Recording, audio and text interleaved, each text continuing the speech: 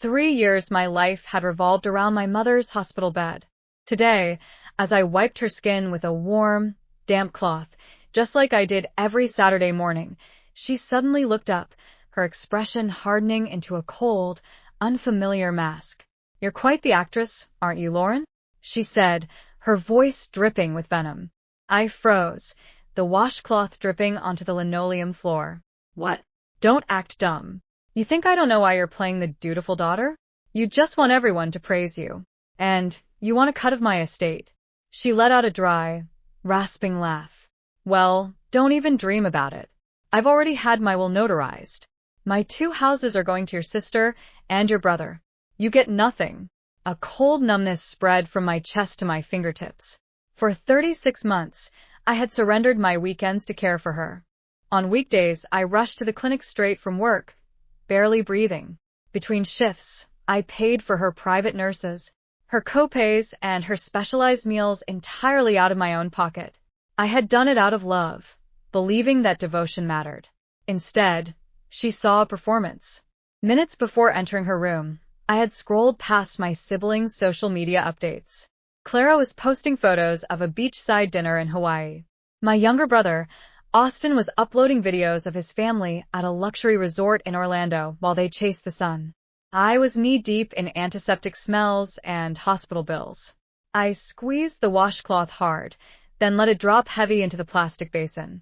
I looked at her, letting a slow, bitter smile touch my lips. "You're right," I said quietly.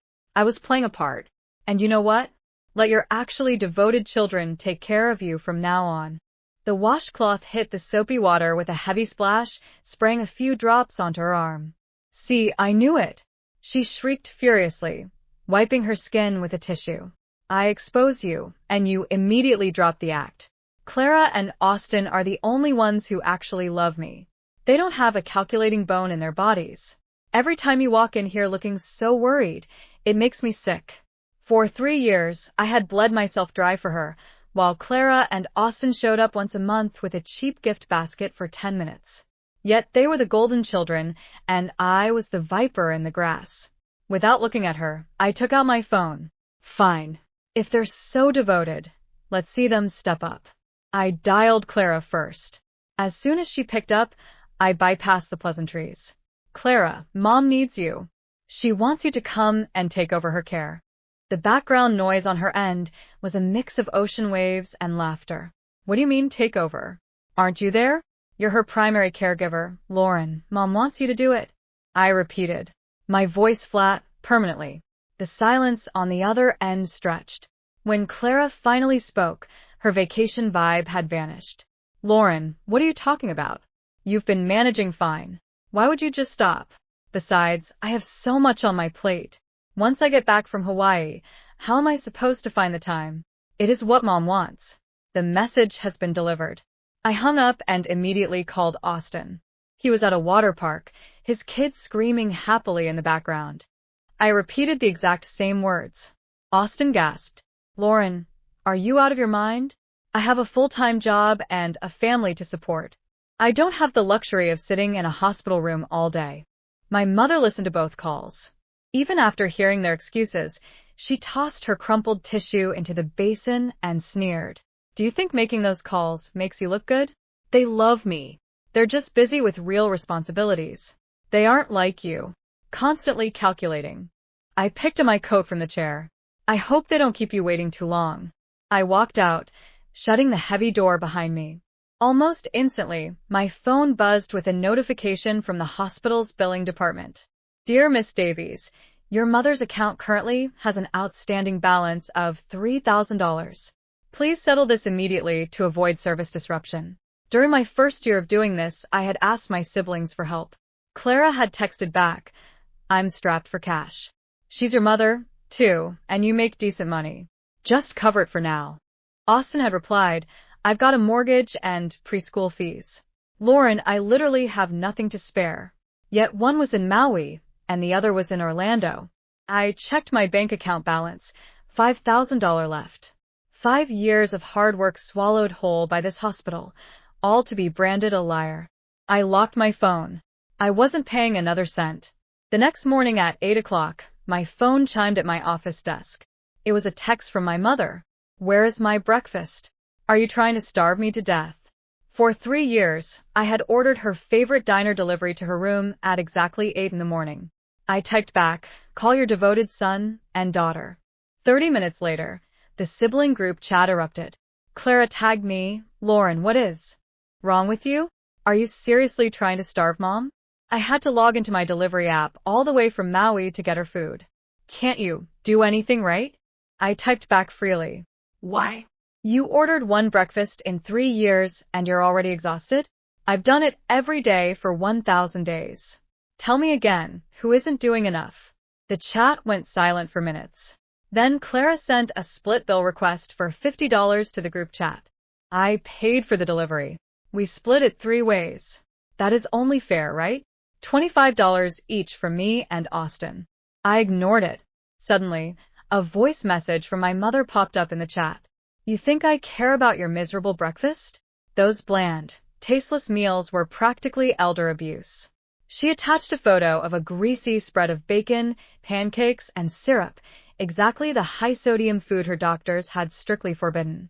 At 5 o'clock, the hospital's head nurse texted me directly about the monthly caregiver payment. The private nurse's agency fee was $3,500 a month, always paid by me. I replied with Clara and Austin's contact details. Please contact these 2 numbers for all future financial matters. An hour later, the nurse messaged back, Miss Davies, I've tried calling both numbers and sent several messages, but no one is responding. I sent her their spouses' phone numbers. Try these. An hour after that, the group chat blew up. Sarah tagged me, furious. Lauren, are you insane? The nurse called Tyler while he was in a business meeting demanding money. If you don't care about your reputation, I care about mine, I replied. If you cared about your reputation, you would have paid the bill when they called you first. Austin piped up, Lauren, you can't be serious. She is our mother. We're a family. Why are you being so calculated about this? If you don't take care of her, who will? You will, I replied, which is exactly what you should have been doing for the last 3 years. Moments later, Clara posted another split bill request. $3,500 for the nurse. I just paid it. Send me your share plus the $25 from breakfast. I didn't reply. That evening, the private nurse messaged me directly. Miss Davies, I've been let go. Your sister told the agency that a full-time nurse is a waste of money and that they are switching to a part-time home health aide who only visits for 3 hours a day. Clara thought she was saving money. She had no idea what it took to clean up after a paralyzed patient who had lost bladder control. On the 3rd day, Clara returned from Hawaii and posted a selfie from the hospital room.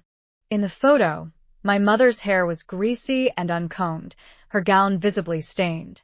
On the 5th day, Austin returned. On the 6th, he took his family to visit, then messaged the group chat. Lauren, why hasn't the hospital been paid? Nurse literally cornered me in the hallway. Wire me the money right now so I can pay them. I replied. If you're embarrassed, pay it yourself, Clara chimed in. Lauren, when are you going to pay me back for the nurse and the food? Send me the $1,200 now. I pulled up the spreadsheet I had spent the past week compiling, a meticulous record of every copay, nurse fee, medication cost, dietary expense over 36 months. I uploaded the PDF to the chat, followed by my own split bill request. $80,000. 3 years of expenses totaling $100,000. Your share is $40,000 each. Pay me, then we can talk about splitting this month's bills. The group chat went dead. Clara typed, we're family. Why are you dragging up things from years ago? Austin added, why are you acting like a debt collector? If we aren't counting pennies, I replied, then let's talk about the 2 houses. We're family, so I should get my equal share, right? Austin quickly typed, no way, and deleted it 2 seconds later. Then my mother sent a furious voice note. I knew it. I knew you were only sniffing around for the properties. I saw through your little act and left everything to Clara and Austin. Take your miserable money, and don't you dare call yourself my daughter ever again. A notification popped up on my phone screen. A bank transfer of $12,000 had hit my account. My mother had wiped out her personal savings just to pay me off and prove she didn't need me. I tapped accept without a shred of guilt. The next day, I walked into my manager's office and handed him my resignation letter. Over the past 3 years, 5 major firms had tried to recruit me for double my salary, but I had turned them down to stay close to her hospital. Within 24 hours, my paperwork was finalized. A few days later, I interviewed with a corporate firm I had long admired. The HR director smiled warmly. "Miss Davies, we'd love to have you, but the position is based at our corporate headquarters in Seattle, nearly 2,000 miles away." "I'll take it," I said, without hesitation. With weeks of freedom before my start date, I booked a flight to Miami. I muted the group chat, though my mother's public posts still crossed my feed. On day 1, she posted, "So blessed to have my wonderful oldest daughter bring me these amazing health supplements." She messaged me privately, "My life is so much more peaceful without your fake attitude." On day 2, she posted a picture of takeout. "My son bought me dinner tonight. Real love." Her private message followed, "You thought you were indispensable. Keep ignoring my messages. Let's see how long you can keep up this childish silent treatment." By the 3rd day, her messages stopped completely. On the 7th day of my vacation, I was standing in the airport, rolling my suitcase toward the security line, when my phone rang. It was the hospital's head nurse. As soon as I answered, her panicked, stressed voice cut through the noise of the terminal. "What is wrong with you people? Your mother is sitting in her own waste. She hasn't eaten in 12 hours, and she is practically delirious. Does anyone in your family actually care about her?" I gripped my suitcase handle. "What do you mean? She's sitting in her own waste." The nurse exhaled shakily. "Exactly what I said. The home health aide came this morning, but she refused to clean your mother because she was screaming at her. Your brother was supposed to come in yesterday, but he never showed. Your sister said she was too busy." I looked through the airport window at the planes waiting on the runway. For 3 years, every emergency had ended with me turning around. I had canceled vacations, missed promotions, slept beside a hospital bed. I had even spent Christmas in a plastic chair while my siblings posted pictures of their families opening presents. This time, I didn't turn around. "I'm sorry," I said, "but I'm no longer her caregiver." The nurse went quiet. "You're her daughter. So are Clara and Austin. They aren't answering. That isn't my responsibility anymore." I ended the call. My hands were shaking, but I wasn't crying. For the first time, I was choosing my own life, without asking whether my mother would approve. Then my phone exploded. "Clara, Lauren, what did you tell the nurse?" Another message. "Mom is furious." Then Austin. "You need to come back right now." I stared at the screen. Then came my mother's message. "If you have even 1 ounce of decency left, get back here." I almost laughed. Decency. Apparently, decency meant sacrificing my entire life, while the children she actually loved vacationed. I typed 1 sentence. "You already gave my inheritance to Clara and Austin. Let them inherit the responsibility too." I blocked all 3 numbers. Then I boarded my flight. Seattle was nothing like my hometown. The air was colder. The buildings were taller. Nobody knew my mother. Nobody knew that I'd spent 3 years sleeping with my phone under my pillow in case the hospital called.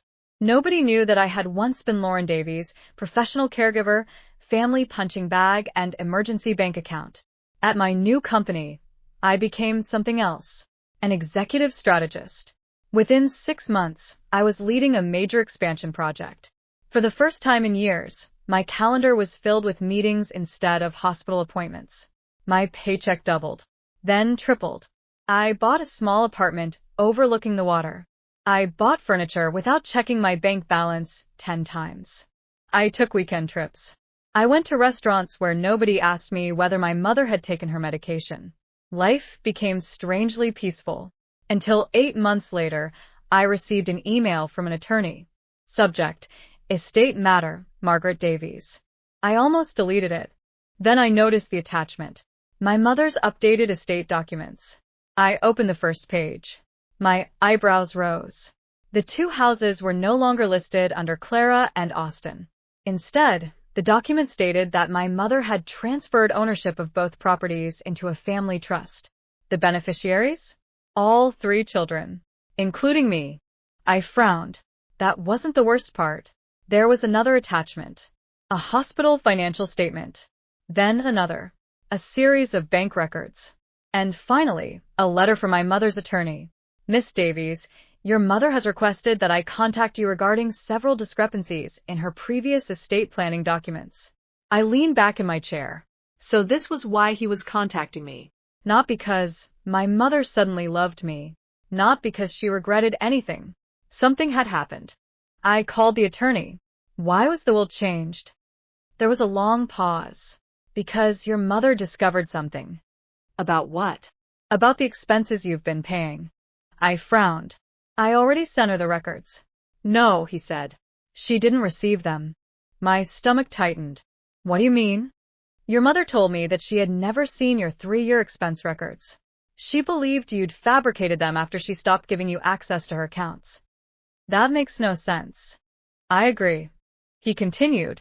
There's more. Your mother claims that Clara and Austin told her you had been stealing from her. I sat perfectly still. What? They told her that you were using her medical expenses as an excuse to siphon money from her. I felt my jaw tighten. That explained everything. The accusations. The sudden hostility. The will. My mother's conviction that I had been pretending to care. They told her that?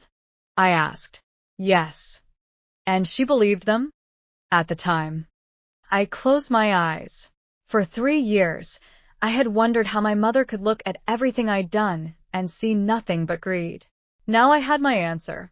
Someone had spent years poisoning her against me, and I already knew exactly who. Mr. Bennett, I said, send me everything. Are you sure? Yes.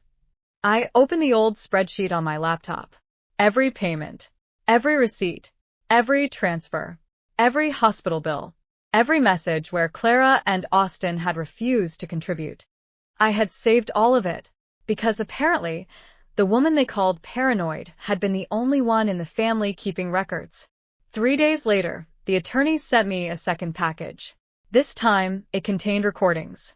My mother's voice filled my apartment. I don't understand why Lauren would lie about something like this. Then Clara's voice. Because she wants the houses, Mom. Austin followed. She knows you're sick. She's trying to manipulate you before it's too late. My fingers curled around my phone. There were dozens of recordings. They had been meeting with my mother behind my back, convincing her that I was stealing, convincing her that I was controlling her finances, convincing her that my caregiving was an investment designed to secure an inheritance. And the cruelest part? They had been the ones using her money. The attorney sent one final document. A bank statement. Over the previous 3 years, Clara and Austin had withdrawn more than $70,000 from my mother's accounts. Luxury hotels, restaurants, designer purchases, vacations, all while telling me they couldn't afford to help with her medical expenses. I stared at the total. Then I laughed. It wasn't a happy laugh. It was the sound of someone realizing the joke had never been on them. My mother had spent 3 years believing I was stealing from her. Meanwhile, the children she trusted had actually been stealing. I called the attorney. What does my mother want now? His voice softened. She wants to see you. I looked out at Seattle's skyline. No, Lauren. She made her choice. She says she knows she was wrong. I swallowed. Then I said something I never thought I would. If you here. The attorney sounded relieved. But I don't want to go back. There was another pause. That may be difficult. Why? Because your mother is very sick. My chest tightened. How sick? She has been hospitalized again. I stared at the floor. Then he added quietly. And she specifically asked me to tell you that she doesn't want your money. I said nothing. She wants something else. What? She wants her daughter back. For a moment, I couldn't breathe. Then I looked at the suitcase still sitting beside my bedroom door. I had spent 3 years running toward my mother. Maybe this time, I would decide whether she had earned the right to have me walk back into that room. And if I did, it wouldn't be as her nurse. It wouldn't be as her bank account. It wouldn't be as the daughter she could insult whenever she wanted. It would be as Lauren, the daughter she had thrown away. And this time, she would have to live with whatever answer I gave her. I flew back to my hometown 2 days later, but I didn't go to the hospital. Instead, I went straight to my mother's attorney. He handed me a folder containing years of bank statements, messages, and recordings. Clara and Austin had been lying to Mom for years. They told her I was stealing from her. They convinced her that every bill I paid was part of some scheme to inherit her houses. Meanwhile, they had secretly withdrawn over $70,000 from her accounts for vacations, shopping, hotels, and other personal expenses. The attorney had already confronted them. Clara denied everything. Austin blamed Clara. Then they started blaming each other. Within a week, both were forced to repay the money. The houses were placed into a trust, and my mother changed her will again. This time, she divided everything equally between her 3 children. But I refused my share. I didn't want her houses. I didn't want her money. I wanted the 3 years of my life back. Then I finally went to the hospital. When I entered the room, my mother looked completely different. She was thinner, weaker, and her eyes were filled with regret. Lauren. I pulled a chair beside her bed. She started crying. I was wrong. I said nothing. I believed them, because I wanted to believe them. I thought you were only taking care of me, because you wanted my houses. You didn't just think it, I said quietly. You told me I was pretending.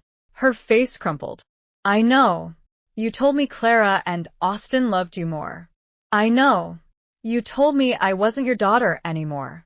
She covered her face. I know. For a long moment, neither of us spoke. Then she whispered, "Can you forgive me?" I looked at the woman who had once been the center of my entire life. I forgive you. Her eyes filled with tears.